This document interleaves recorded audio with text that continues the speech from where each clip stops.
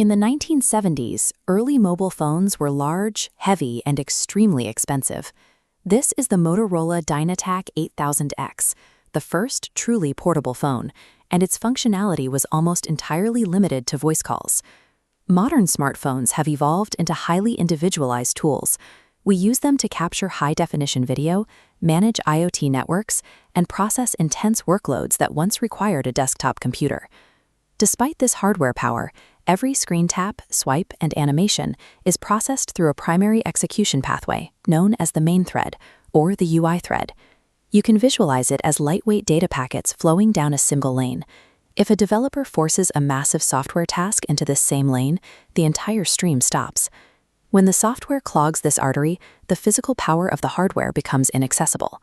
If the UI thread is blocked for more than 5 seconds, Android intervenes to protect the user experience.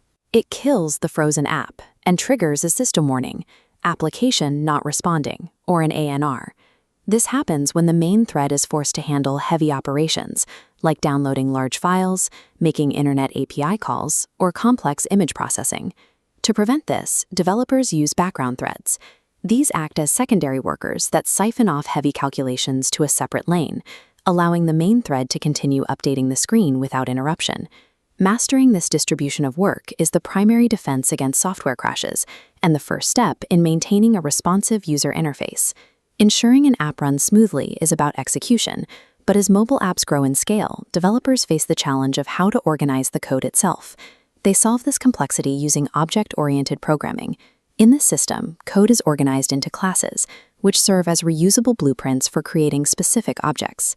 This blueprint defines exactly what an object is and what it can do. In this student class, the code specifies data like name and age, alongside a behavior that displays those details on the screen.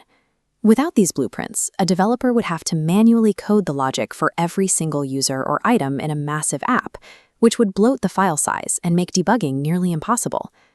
By using these templates, developers can transform a massive project into a manageable system of predictable, repeatable parts.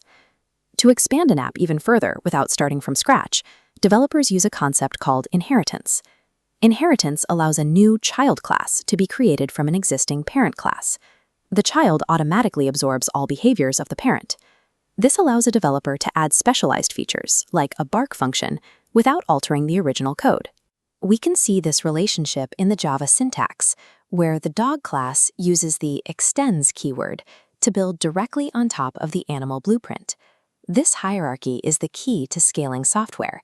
It enables the creation of multi-layered systems while keeping the underlying codebase efficient and lean.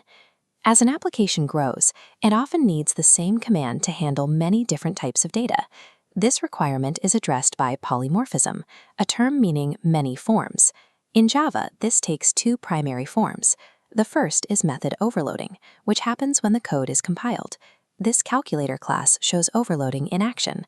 The app uses the same add name for multiple functions, and the software automatically selects the correct version based on whether the user provides 2 numbers, 3 numbers, or decimals.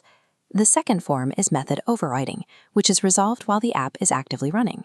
Here, the override tag allows a child class to replace a generic parent behavior with a specific one. When the app calls for a sound, the dog's specific bark replaces the generic animal noise. These techniques allow a single interface to respond to a variety of data types and inputs. It keeps the back-end architecture consolidated while allowing the app to trigger specialized behaviors depending on the context. These abstract principles of threading and organization aren't just for developers. They determine the physical limits of the devices we use every day. Emerging technologies like bendable screens, augmented reality, and 5G IoT networks place unprecedented processing demands on mobile devices. Hardware innovation is tethered to the quality of the software running it. Even the most advanced processor will be throttled if the underlying code architecture is inefficient. Mastering these concepts is about more than just preventing an app from freezing. It is the engineering requirement for building the next generation of digital experiences.